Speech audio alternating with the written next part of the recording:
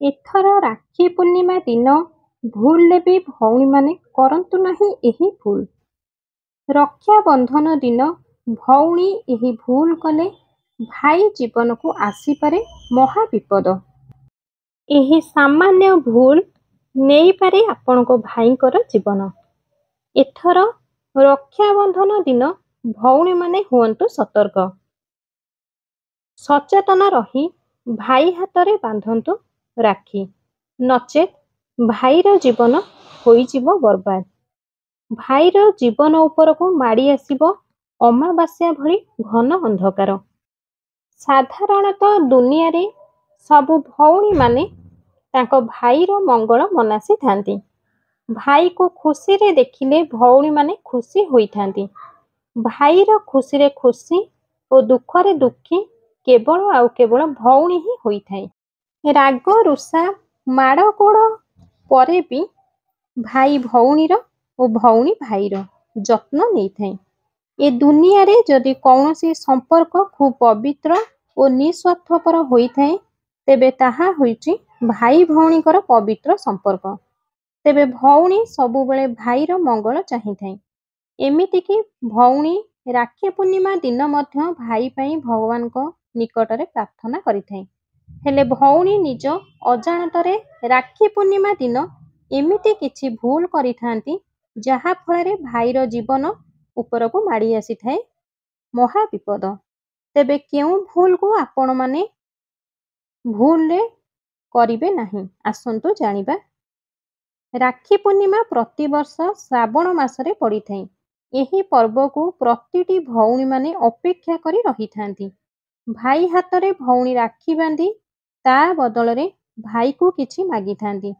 ଆଉ ଭାଇ ଭଉଣୀକୁ ପ୍ରତିଶ୍ରୁତି ଦେଇଥାନ୍ତି ଯେ ଜୀବନରେ ଯାହା ବି କିଛି ହେଇଯାଉ, ଭାଇ ସବୁବେଳେ ତା ଭଉଣୀକୁ ସୁରକ୍ଷା ଦେବ। ସତରେ ଏ ଦୁନିଆରେ ଭାଇ ଭଉଣୀର ସମ୍ପର୍କ ନା ଖୁବ୍ ନିଆରା। ଯେତେ ରାଗ ରୁଷା ମାନ ଅଭିମାନ ଥିଲେ ବି ଭାଇ ତା ଭଉଣୀର କେବେ ବି ଖରାପ ଚିନ୍ତା କରିନଥାଏ। ତେବେ ଆଜିର ଭିଡ଼ିଓରେ ଆମେ ଜାଣିବା ଗହ୍ମା ପୂର୍ଣ୍ଣିମା ବା ରାକ୍ଷୀ ପୂର୍ଣ୍ଣିମା କେଉଁ ଦିନ ପାଳିତ ହେବ। ଅଗଷ୍ଟ 19 ତାରିଖ ନା ଅଗଷ୍ଟ 20 ତାରିଖ। ଭାଇ ହାତରେ ଭଉଣୀ କେମିତି ରାକ୍ଷୀ ବାନ୍ଧିବେ? ରାକ୍ଷୀ ବାନ୍ଧିବା ସମୟରେ କେଉଁ ମନ୍ତ୍ର ଉଚ୍ଚାରଣ କରିବା ଉଚିତ? ରାକ୍ଷୀ ବାନ୍ଧିବା ପାଇଁ ଶୁଭ ସମୟ କ'ଣ ରହିଛି? ଆଉ ଏ ବର୍ଷ ଭଦ୍ରକାଳ ମଧ୍ୟ ପଡ଼ୁଅଛି। ଆଉ ଭଦ୍ରକାଳରେ ଭାଇ ହାତରେ ଭଉଣୀଟିଏ ରାକ୍ଷୀ ବାନ୍ଧିଲେ ଭାଇର ଅନିଷ୍ଟ ହୋଇଥାଏ, ଅମଙ୍ଗଳ ହୋଇଥାଏ ଏବଂ ଘୋର ଅଶୁଭ ହୋଇଥାଏ। ଏହି ଭଦ୍ରକାଳର ଛାଇ କେତେବେଳେ ରହିଅଛି, ଆଜିର ଭିଡ଼ିଓରେ ଆମେ ଜାଣିବା। ତା ପୂର୍ବରୁ ଆପଣମାନେ ଯଦି ଆମ ଚ୍ୟାନେଲରେ ନୂଆ ଅଛନ୍ତି, ତେବେ ଚ୍ୟାନେଲଟିକୁ ସବସ୍କ୍ରାଇବ୍ କରିଦିଅନ୍ତୁ। ଶାସ୍ତ୍ର ଏବଂ ପୁରାଣର କଥାକୁ ନେଇ ଆମେ ଆଲୋଚନା କରିବା। ଭାଇ ଭଉଣୀର ପବିତ୍ର ସମ୍ପର୍କ ଠାରୁ ଆଉ ସମ୍ପର୍କ ନାହିଁ। ଆଉ ଯେଉଁଠି ସମ୍ପର୍କ ଗୋଟିଏ ଡୋରରେ ବନ୍ଧା ହୋଇଛି, ତାହା ହେଉଛି ରାକ୍ଷୀର ବନ୍ଧନ। ଯେହେତୁ ଏ ବର୍ଷ ରାକ୍ଷୀ ପୂର୍ଣ୍ଣିମାରେ ଭଦ୍ରକାଳ ପଡ଼ୁଅଛି, 19 ଅଗଷ୍ଟରେ ଭଦ୍ରକାଳ ପଡ଼ିଛି। 19 ଅଗଷ୍ଟ ଦିନ ଆପଣଙ୍କର ପୁରା ଦିନ ପୂର୍ଣ୍ଣମୀ ତିଥି ରହିଅଛି। ଆପଣ ଏହି 19 ତାରିଖ ଦିନ ରାକ୍ଷୀ ବାନ୍ଧି ପାରିବେ। ଆଉ ଏହି ପୂର୍ଣ୍ଣିମା ତିଥି ସକାଳ 9:30 ଠାରୁ ଆରମ୍ଭ ହୋଇ ରାତ୍ରି 11:30 ପର୍ଯ୍ୟନ୍ତ ରହିବ। ତେଣୁ ଆପଣ ଏହି 19 ଅଗଷ୍ଟ ଦିନ ଆପଣ ରାକ୍ଷୀ ବାନ୍ଧିବା ପାଇଁ ଏହା ହେଉଛି ଉପଯୁକ୍ତ ସମୟ। ପୂର୍ଣ୍ଣିମା ଯେହେତୁ ରହୁଛି, ଆପଣମାନେ ନିଶ୍ଚିନ୍ତ 19 ଅଗଷ୍ଟରେ ରାକ୍ଷୀ ବାନ୍ଧିବେ।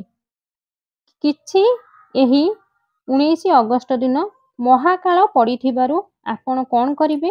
ଆପଣମାନେ ଜାଣିଥିବେ ଯେ ଭଦ୍ରକାଳରେ ରାକ୍ଷୀ ବାନ୍ଧିଲେ ଭାଇର ଅମଙ୍ଗଳ ହୋଇଥାଏ।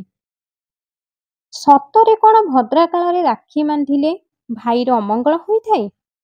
ପୁରାଣରେ ମଧ୍ୟ ଏହା ମାନ୍ୟତା ଅଛି। ଆପଣମାନେ ଯଦି ଭଦ୍ରକାଳରେ ଭାଇ ହାତରେ ଭଉଣୀ ରାକ୍ଷୀ ବାନ୍ଧନ୍ତି, ତେବେ ଭାଇର ଅକାଳ ମୃତ୍ୟୁ ହୋଇଥାଏ। ପୁରାଣରେ ଆପଣମାନେ ଦେଖିବେ, ସୁପର୍ଣ୍ଣେଖା ରାବଣ ହାତରେ ଏହି ଭଦ୍ରକାଳରେ ରାକ୍ଷୀ ବାନ୍ଧିଥିଲେ। ଆଉ ସେହି କାରଣ ପାଇଁ ଅଳ୍ପ ଦିନ ଭିତରେ ରାବଣର ମୃତ୍ୟୁ ହୋଇଥିଲା। ଯେହେତୁ ଶନିଙ୍କର ଭଉଣୀ ହେଉଛନ୍ତି ଭଦ୍ରା, ବ୍ରହ୍ମାଙ୍କର ଅଭିଶାପ ପାଇଥିଲେ। ଭଦ୍ରା ଅହଙ୍କାର ଜଡ଼ିତ ହୋଇଥିବାରୁ ଭଗବାନ ବ୍ରହ୍ମା ଅଭିଶାପ ଦେଇଥିଲେ ଯେ ଭଦ୍ରାଙ୍କୁ ଏହି ଭଦ୍ରା ଯେତେବେଳେ ତୁମର କାଳ ପଡ଼ିବ ବା କାଳ ଚାଲିବ ବା ଭଦ୍ରା କାଳ ଚାଲିବ, ସେତେବେଳେ କୌଣସି ଶୁଭ କର୍ମ କରାଯାଇପାରିବ ନାହିଁ। ବ୍ରତ ହେଉ, କୌଣସି ତୀର୍ଥ ସ୍ଥାନ ହେଉ ବା କୌଣସି ଶୁଭ କାମ ଏହି ଭଦ୍ରା କାଳରେ କରାଯାଇ ନଥାଏ। ଯେହେତୁ 19 ଅଗଷ୍ଟ ଦିନ ଭଦ୍ରା କାଳ ଚାଲୁଅଛି, ଆପଣ ରାକ୍ଷୀ କେମିତି ବାନ୍ଧିବେ? କ'ଣ ଆପଣଙ୍କ ଭାଇର ଅକାଳ ବିୟୋଗ ପାଇଁ ଆପଣ ରାକ୍ଷୀ ବାନ୍ଧିବେ କି? ଏହି ଭୁଲ ଆଦୌ କରନ୍ତୁ ନାହିଁ। ଏ ବର୍ଷ ରାକ୍ଷୀ ପୂର୍ଣ୍ଣିମା ଦିନ ଭଦ୍ରା କାଳ ପଡ଼ୁଛି ସତ, କିନ୍ତୁ ପୁରା ଦିନ ଭଦ୍ରା କାଳ ପଡ଼ୁନାହିଁ। ଭଦ୍ରା କାଳର ସମୟ ହେଉଛି ସକାଳ 9:30ରୁ ଆରମ୍ଭ ହୋଇ ଦିନ 1:30 ପର୍ଯ୍ୟନ୍ତ ରହୁଛି। ତେଣୁକରି ଆପଣମାନେ ଦିନ 1:30 ପରେ ଆପଣ ଆପଣଙ୍କ ଭାଇଙ୍କ ହାତରେ ରାକ୍ଷୀ ବାନ୍ଧି ପାରିବେ। କିନ୍ତୁ ମନେ ରଖନ୍ତୁ, ସକାଳ 9:30 ଠାରୁ ଦିନ 1:30 ଭିତରେ ଆପଣମାନେ ଆଦୌ ରାକ୍ଷୀ ବାନ୍ଧନ୍ତୁ ନାହିଁ। ଏମିତି କରିବା ଦ୍ୱାରା ଆପଣଙ୍କର ଭାଇର ଅମଙ୍ଗଳ ହୋଇଥାଏ ଏବଂ ଅଶୁଭ ହୋଇଥାଏ। ଆପଣମାନେ ଦିନ 1:30 ପରେ ରାତି 11:30 ପର୍ଯ୍ୟନ୍ତ ରାକ୍ଷୀ ବାନ୍ଧି ପାରିବେ। ଶୁଭ ଫଳ ପ୍ରାପ୍ତି ହେବ ଏବଂ ଆପଣଙ୍କ ଭାଇଙ୍କର ମଙ୍ଗଳ ହୋଇଥାଏ। ଏହି ରାକ୍ଷୀ ବନ୍ଧନର କିଛି ବିଶେଷ ନିୟମ ରହିଅଛି। ଆପଣ ଏହି ନିୟମକୁ ନିଶ୍ଚିତ ମାନନ୍ତୁ, କାରଣ ଭାଇ ଭଉଣୀର ଏହି ଅଟୁଟ ବନ୍ଧନ ରାକ୍ଷୀ ଭଉଣୀ ହାତର ରକ୍ଷା ସୂତକ ବାନ୍ଧି ଭାଇ ନିରୋଗ ଆଉ ସୁସ୍ଥ କାମନା କରେ ଭଉଣୀ। ରାକ୍ଷୀ ପୂର୍ଣ୍ଣିମା ଦିନ ଆପଣ କେବେ ବି କଳା ବସ୍ତ୍ର ପିନ୍ଧନ୍ତୁ ନାହିଁ। ଏହି ରାକ୍ଷୀ ପୂର୍ଣ୍ଣିମା ଦିନ ଏହି ବିଶେଷ ନିୟମ ନିଶ୍ଚିତ ପାଳନ କରନ୍ତୁ। ରାକ୍ଷୀ ପୂର୍ଣ୍ଣିମା ଦିନ ଦେଶୀ ଘିଅର ଦୀପ ଜାଳନ୍ତୁ। ଏହି ଦୀପ କେତେବେଳେ ଜାଳିପାରିବେ ନା ଯେତେବେଳେ ନିଜ ଭାଇଙ୍କୁ ଆପଣ ବନ୍ଦାପନା କରିବେ, ଦେଶୀ ଘିଅର ଦୀପଟିଏ ଜଳାନ୍ତୁ। ସେହି ଦୀପରେ ଆପଣ ଆପଣଙ୍କ ଭାଇଙ୍କୁ ବନ୍ଦାପନା କରନ୍ତୁ। ମନେ ରଖନ୍ତୁ, ରାକ୍ଷୀ ବାନ୍ଧିବା ବେଳେ ଭାଇଙ୍କର ମୁହଁ ଯେପରି ପୂର୍ବ ଦିଗ ବା ଉତ୍ତର ଦିଗକୁ ରହିଥିବ ଏବଂ ଭଉଣୀଙ୍କର ପଶ୍ଚିମ ବା ଦକ୍ଷିଣ ମୁଖ କରି ଭାଇ ହାତରେ ରାକ୍ଷୀ ବାନ୍ଧିଲେ ଭାଇର ଅତ୍ୟନ୍ତ ଶୁଭ ହୋଇଥାଏ। ଏଥର ରାକ୍ଷୀ ପୂର୍ଣ୍ଣିମା ଯେହେତୁ ସୋମବାରେ ପଡ଼ୁଅଛି, ଭଉଣୀମାନେ ଯଦି ପ୍ରଭୁ ଗଣେଶଙ୍କୁ ରାକ୍ଷୀ ଅର୍ପଣ କରନ୍ତି ବା ବାନ୍ଧନ୍ତି, ତା ସହ ଗଣେଶଙ୍କୁ ଦୁବ ପ୍ରଦାନ କରନ୍ତି, ତେବେ ଏହା ଅତ୍ୟନ୍ତ ଶୁଭ ଓ ଲାଭ ମଧ୍ୟ ହୋଇଥାଏ। ଏବଂ ସେହିଦିନ ଭଗବାନ ଶିବଙ୍କୁ ପୂଜା କରିବା ଦ୍ୱାରା ଆପଣଙ୍କୁ ଖୁବ୍ ଶୀଘ୍ର ଶୁଭ ଫଳ ପ୍ରାପ୍ତି ହୋଇଥାଏ। ତେଣୁ ଏହି ରାକ୍ଷୀ ପୂର୍ଣ୍ଣିମା ଦିନ ସୋମବାର ପଡ଼ୁଅଛି।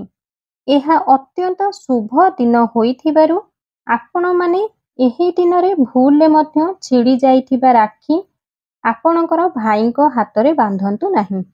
ଏବେ ଆସନ୍ତୁ ଜାଣିବା, ରାକ୍ଷୀ ବାନ୍ଧିବା ସମୟରେ କେଉଁ ମନ୍ତ୍ର ଉଚ୍ଚାରଣ କରିବେ ଭଉଣୀମାନେ। ଭାଇକୁ ରାକ୍ଷୀ ବାନ୍ଧିବା ସମୟରେ ଭଉଣୀମାନେ ମନ୍ତ୍ର ଉଚ୍ଚାରଣ କରି ରାକ୍ଷୀ ବାନ୍ଧିବା ଉଚିତ। କାହିଁକି ନା ଯେତେବେଳେ ଭଉଣୀ ତାର ଭାଇ ହାତରେ ରକ୍ଷାସୂତ୍ର ବାନ୍ଧୁଛି, ତାର ଅର୍ଥ ମୋ ଭାଇକୁ କୌଣସି ବିପଦ ଆପଦ ନ ଆସୁ। ସେଥିପାଇଁ ମନ୍ତ୍ର ଉଚ୍ଚାରଣ ନିହାତି ଆବଶ୍ୟକ।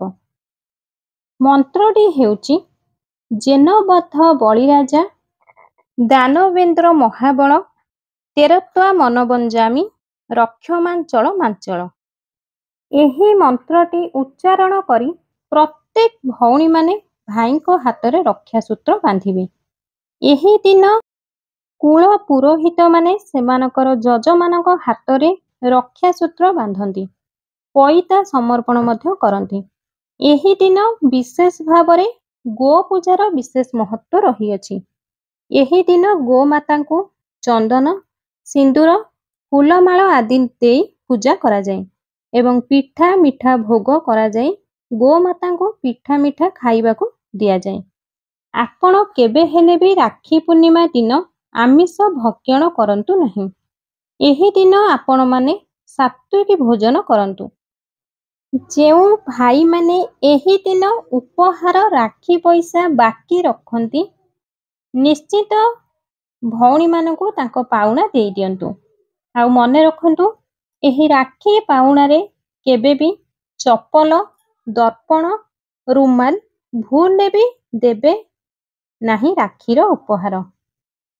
ନଚେତ ଭଉଣୀ ସହିତ ଆପଣଙ୍କର ସମ୍ପର୍କ ଆଗକୁ ବିଚ୍ଛିନ୍ନ ହୋଇଥାଏ।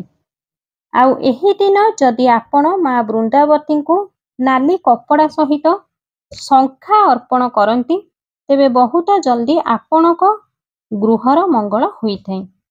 ଭିଡ଼ିଓଟି ଯଦି ଆପଣଙ୍କୁ ପସନ୍ଦ ଆସିଥାଏ, ତେବେ ଭିଡ଼ିଓଟିକୁ ଗୋଟିଏ ଲାଇକ୍ କରନ୍ତୁ।